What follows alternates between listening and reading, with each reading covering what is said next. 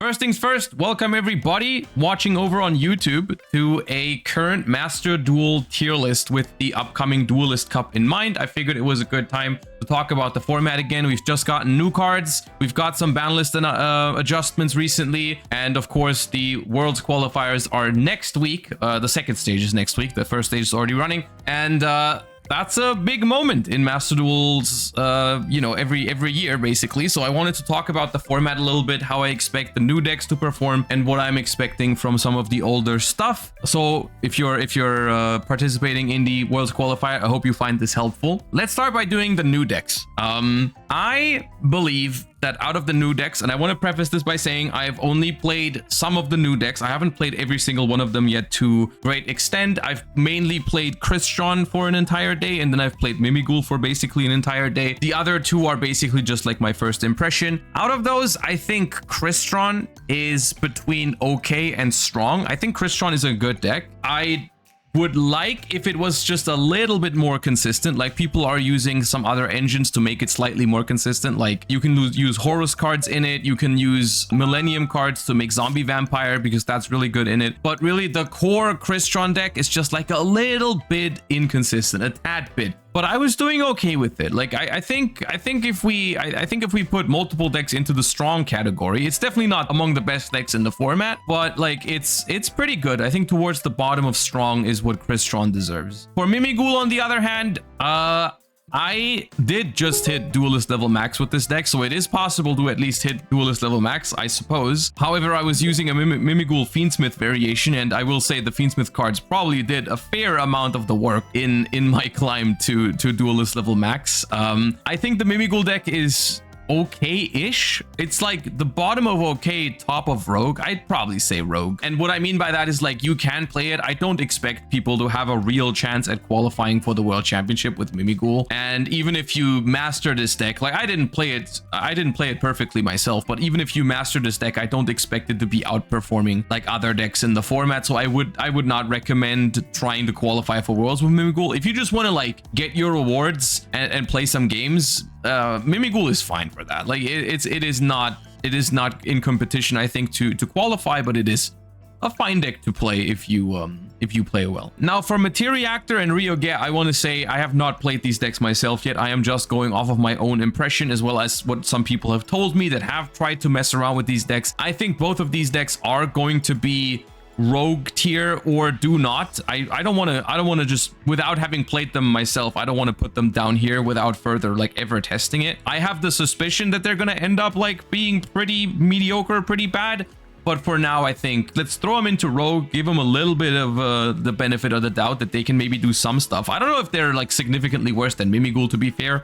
So yeah, but this newest pack, I think, in regards to meta impact, is relatively weak. The only thing that's really potentially gonna have an impact is Crystron, and even Crystron is, I think, still like maybe only like top 10 decks, top 8, something like that in Master Duel at the moment. So yeah, that's that. Chimera Fiendsmith, I believe, is a deck that is pretty underplayed in Master Duel at the moment. It's not top tier, but I do think Chimera Fiendsmith has pretty good power in it. It has some okay compromises into Max C and Mole Charmies. Like, some you're not gonna win all the games where you're getting Max Seed or Charming, but the deck is fine into it. I'd say it's around the power level of Crystron, maybe slightly better because it incorporates the Fiendsmith cards, which are very good. There are other decks that probably do the same thing but better. People are mentioning it in chat right now. Memento is one of those decks that I think is just better than Chimera in a lot of aspects, but that doesn't make Chimera a bad deck. You know, it is just I think it's strong. Branded is weird because I feel like the deck is strong. However, the only version that I see people running, and I think it's the only way to do it at the moment, is like the 60 card version, which has a pretty polarizing matchup spread, I would say. Like, if we're considering some other decks in the format, I think the deck is pretty okay into Snake Eyes. It's probably okay into Tenpai, but it's not great into something like Mermaid when it goes second, because you just can't use board breakers against it, because that's what the 60 card version usually relies on, is like Thrust, Talents, Super Poly, that kind of stuff. Doesn't work against Mermaid, but against other matchups, I think it's pretty fine. I do think Branded is at least here. Probably depends a lot on the player as well. Like, I think someone who's very, very familiar with Branded and plays it super well probably makes it a top tier deck. And someone who does not know what they're doing, Branded is probably only okay. So I think average for strong is fair. The deck is very good in Master Duel at the moment. So, yeah. Fiendsmith Control. This basically stands for all kinds of different Fiendsmith decks. Fiendsmith Bestial, Fiendsmith Musketeer, Fiendsmith Pure, basically. Fiendsmith Primite as well. There's a lot of variations. I think all of those are viable. As much as it pains me to say, is that I don't think this is top tier, unfortunately. I would love to just jam Fiendsmith Control for the entirety of stage 2. Unfortunately, the deck has weaknesses. The deck has glaring weaknesses because you still pick first, and that means you are super weak to Molt Charmies and Maxi, and basically the deck plays a lot of non-engine, but if you get Maxied or Fuvad, your engine produces like nothing basically. And then just having to rely on your couple hand traps versus their 6-card hand is really, really difficult. Going second, the deck is fine. It's probably out of this list, except for Tenpai. It's probably one of the best decks going second because it has such a high non-engine count. The problem is that high non-engine counts, as good as it sounds, is kind of difficult in Master Duel at the moment because these decks in the format are so versatile. There's so many different things that you definitely have to expect playing against in the second stage that picking the right non-engine is really difficult, right? Like, for example, Bestials are really solid non-engine into everything that plays Fiendsmith. They're also really solid non-engine into Blue Eyes, but they are terrible non-engine into Mermail, for example. You look at some other hand traps like Ghost Ogre and Snow Rabbit or whatever. Like they have good matchups, they have bad matchups. And the more non-engine you play, you have to start playing those situational ones that are like good sometimes, not good all the time. And that's my problem with Fiendsmith Control. I still think it's a strong deck, and I personally am considering it for like if I ever hit like a higher elo in the Duelist Cup and I'm like only facing against certain types of decks, I think Fiendsmith Control can be built in a pretty good way to counter those. But I don't know if it's going to be my preferred way to play for the entire second stage. As well as just the deck is a little bit slower than other decks. That is something to be considered, right? Like it is a little bit slower.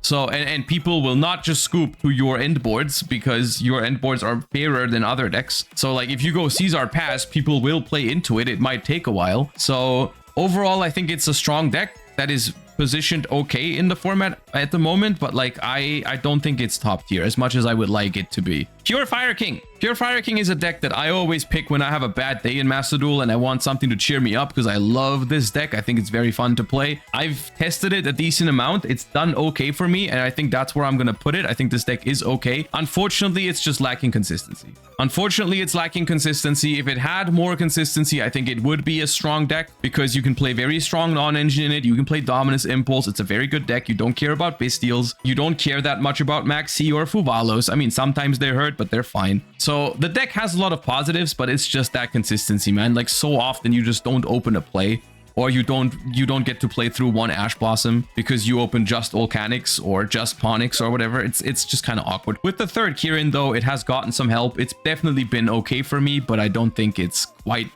there.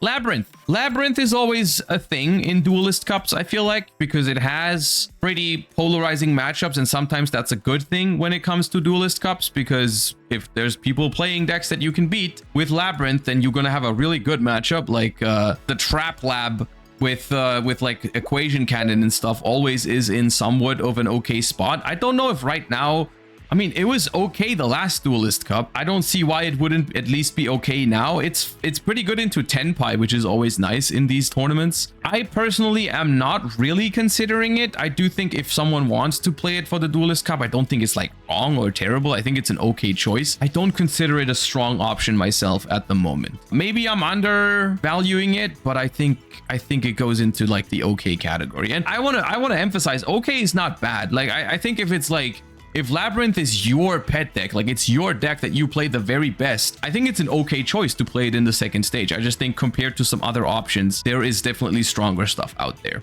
Memento. Memento is a deck that I am currently also considering to play in the second stage because I feel like the deck is pretty strong in Master Duel right now if you just know all your lines well enough, which is something that I'm also not quite there yet, but I have this gut feeling that if I knew how to play Memento perfectly, it would be a top tier deck. It feels very strong. Of course, Maxi is a problem.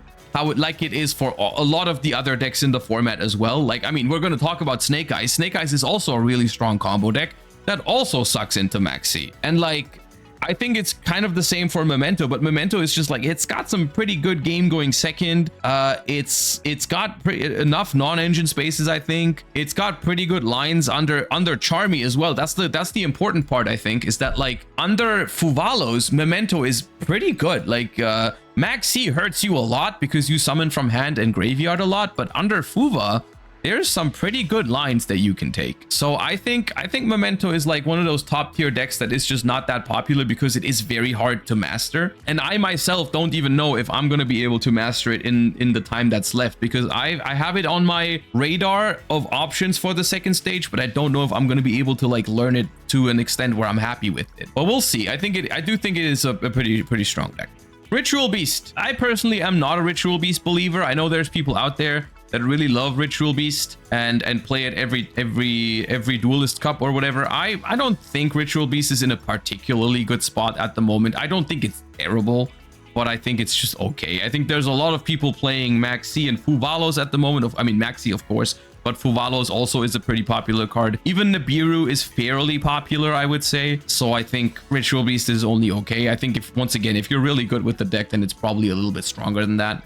But yeah. Snake Eyes still top tier. I hate to say it. The Millennium cards just give this deck so much power that it's basically almost impossible to stop with anything that isn't Maxi or Fuvalos. Sometimes Droll and Lockbird works. Sometimes you can get lucky by pairing like 3 other hand traps like Imperm, Ghost Ogre, and Ash or something. But like, the amount of different engines that this deck has make it feel like it doesn't feel relevant that they lost a Bonfire or something, right? Because they usually just draw the Millennium push, they draw the Fiendsmith push, they sometimes still have the Diabellstar push or the normal summon Snake Eye card push. It's so difficult to deal with it going second if you don't resolve Maxi or Fuva. And guess what? They can play a lot of outs to Maxi and Fuva, right? They play Called By, Crossout, Ash, and Droll and Lockbird for a total of 9 outs basically to Maxi. Which is really hard to beat. So I do think the deck is still very, very powerful. Stun for some reason. I mean, I would love to tell you do not play Stun, deck is cringe, and it is, but somehow it always finds a way in these Duelist Cups, also because they refuse to hit some of the cards that they absolutely have to hit. Like freaking every single Duelist Cup, you still go up against a bunch of Dimensional Fissures and a bunch of Macro Cosmos and whatnot. So like, it's probably a strong deck still, dude. I don't know what to tell you. I don't know exactly where to put it. I'm not a stun expert. I don't know what the stun goo is at the moment. Like whether it's like a Kashtira deck, which is stun, by the way, or I mean Exodia technically as well. I don't love Exodia particularly, but like I guess when we're talking about stun, we gotta throw Exodia into the mix. Yeah. I don't know. I think stun / Exodia / Kashtira, whatever, they are fine options. I don't consider them particularly good myself, simply because I feel like you have 0 agency over winning your games or losing your games. But that's not all there is to it, right? Like, I mean, as long as the deck wins often enough, then you can climb with it no matter how good you play it, I suppose. So that's fine. It's just my own inexperience with playing stun myself that I don't know exactly where I would put it. I'm not considering it myself personally, so I'm just gonna put it in okay, but it might be better than that. I don't know. I can't be asked always evaluating the exact position that stun is in the meta at the moment, because it's always cringe. That's what I know. Tenpai. Tenpai, in my opinion, is going to be a very relevant deck for the second stage. Unfortunately, I don't like the fact that it is. Personally, I've said this in the past, I don't even think Tenpai is that good at the moment in Master Duel, but it's just like a way to exploit best of one where it doesn't even matter that the deck is like technically bad statistically, right? Because you have so few starters that there's so many games where you just don't draw your Tenpai cards and you just lose them without any agency. But then there's also so many games where you do, and the deck is so good. I think one of the main advantages of the deck at the moment is that it's very good into a lot of non-engine that people are going to be playing, right? You see Snake Eye in the top tier. You know people are going to be playing Molcharmi Fuvalos. People are going to be obviously playing Maxi. People are going to be playing Joel and Lockbird. All of those cards are pretty bad into Tenpai. So Tenpai is still a strong deck. I don't think it plays on the same level as the decks up here, but it is pretty strong, unfortunately. I don't like it, but it is what it is. It is a solid deck. Mermail. My personal experience with the deck was that it was way too inconsistent. I played Mermail maybe for like 2 hours or something, and I just opened unplayable like 5 games in a row. The deck is really scary to go up against though, and maybe I was just on a bad luck streak on that day. Also, I mean, I was playing like a 42 card list or something. Maybe it was possible to make it slightly more consistent. I do think it's a little bricky though, ultimately. I think it's a little bricky. I think it goes somewhere here. I mean, the difference between these two, Fiendsmith Control and Mermail, is like personal preference, right? Like, do you prefer the combo deck? Do you prefer the Fiendsmith Control? For me, it's obviously the Fiendsmith Control, so I'm going to put it under it. But I mean, for some other people, it might be completely different. People, they might not be considering Fiendsmith Control at all, and Mermail is like great. I think the deck is strong. I just don't like that it bricks so much, so that's why it's not top tier in my opinion, but it is a pretty scary deck. It's also pretty good into some of the non-engine that people are using. Mainly Bystials are bad against it. Droll, Fuva, and Maxi are all pretty good into it. Yeah. Ubel, Ubel's okay. Ubel's like not bad, not great. I mean, Ubel is just a worse combo deck than these other decks. I don't hate it though. I just like, I barely see any Ubel anymore, which is a good thing, by the way. If you're not playing Ubel at the moment, keep doing what you're doing. You're based. Argo Stars. Do not play Argo Stars. I love the concept. I think Argo Stars is a fun deck, but no. Blue Eyes. Blue Eyes is an interesting one because in this, I mean, you look at the top 2 tiers here, you see a lot of combo decks, right? I mean, there's Fiendsmith Control over here, and Tenpai is kind of like a special case, but like everything else is pretty combo heavy. Blue Eyes is like the one mid-range option next to Fiendsmith Control at the moment that you do have. And I think Blue Eyes is pretty good still. I don't know if I would put it into top tier. Maybe around here. Maybe it's slightly better than Branded. It depends. I think Blue Eyes has a couple of things going for it. Blue Eyes is one of the best decks into Molcharmies, and it's one of the best decks out of the top 2 tiers. It's one of the best decks into Maxi as well. I mean, Maxi is still going to be good against Blue Eyes, but like it's definitely not as bad as it is for Snake Eyes or Crystron or whatever. So I think Blue Eyes still classifies as a strong deck. I tested Blue Eyes over the last couple of days with 2 Maiden and 2 Sage. I 100% believe you need to make up for that consistency loss. Like I was just taking them out and I was having consistency issues instantly. I think something like Piri Rise map or something needs to be played because otherwise the deck is just way too bricky in my opinion. Like I was bricking left and right with just 2 copies of Sage and 2 copies of Maiden. I think like some replacement, whether it's Bingo Machine Go to find wishes or Piri Rise map or whatever you do, I think you need to replace it. You definitely need to replace those consistency cards and then the deck is still fine. But yeah. Centurion is not very good right now. I would say okay. Decent amount of non-engine space. Very good under Charmies. Pretty okay under Maxi. Deck is okay in a lot of ways. Unfortunately, has a little bit too many bricks. Like, I hate the fact that I mean, I've said this 1,000 times in the past. I hate the fact that you have to play all those one-of Centurions that don't really do anything. Every game where you don't draw those cards, like the one-ofs, your hands are usually pretty high quality. So I think it's I think Centurion is okay. It's not nothing crazy. Sprite remains a rogue deck. A pretty solid rogue deck at that, with 3 blue and 3 jet, but a rogue deck nonetheless. I was like, my experience with Sprite after the unlimits of Beaver and blue and jet is that the deck just feels outdated. Like, the deck is fine, but then like literally there's like some decks when they combo off, I'm inclined to maybe even surrender, or I already know I've lost the game. With Sprites, it's always like I'll let him cook. I'll let him make their board, because a lot of the time their board is beatable because like, they tribute away their own board to negate your stuff with red and carrot. So sometimes it's just enough to play into their field, and then you can get rid of a lot of their cards. And then they just don't have the greatest follow-up because you've gotten rid of most of the stuff that they had on the field. The deck is still fine, but it never felt like good enough at the moment, I think.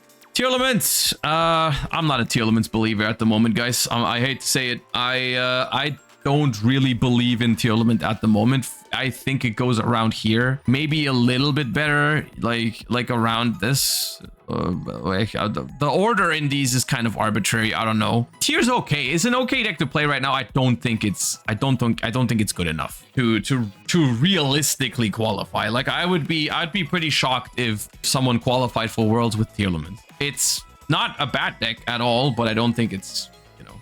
White Forest. White Forest is a strong deck. I do like that White Forest, at least it feels like it has a little bit of a better matchup into Maxi and into Fuva because it plays a good amount of spell traps that you can set up. Like let's say you start with LZ and you get Maxi. At the very minimum, you can go LZ into Sylvie grab Woes alongside some other spell traps that you might have had in your hand. I think White Forest is a strong deck. I personally like it more than Mermail because I think it's more consistent. I don't know. I might be the only one with that. Droll and Lockbird is a pretty big problem, but it also is for Mermail. I'm not a Mermail believer. I'm more of a White Forest believer. I don't know. I just don't vibe with Mermail. Punk's okay. That's pretty much it. It's just it's basically just one card combos and a bunch of hand traps, which is fine. It's a working concept somehow, but like it's okay. It's okay. Voiceless Voice feels pretty rogue. The problem with Voiceless Voice is that people are playing a lot of Bestials right now as well. I guess the good thing about Voiceless, you know what? The good thing about Voiceless is that you kind of, it's probably better than Centurion, I don't know. So the thing is, Voiceless is probably one of the best decks into Maxi and Fuvalos you can play, but it is not that good into Bestials that people are using at the moment. Also, the end board is just not that good a lot of the times. I don't know. I think Voiceless and Centurion are in a pretty similar position. Neither of them is that great, but they're also not bad. Being able to play Dominus Purge, I think, is solid in the format at the moment. I think Dominus Purge is a good card against Snake Eye Millennium. I think Dominus Purge is also good into Memento, is good into Tenpai. It's good into Blue Eyes to hit Wishes. I think being able to play Purge is good. It's also an advantage of the Blue Eyes deck and the Fiendsmith control decks in some versions, just to mention that, but yeah.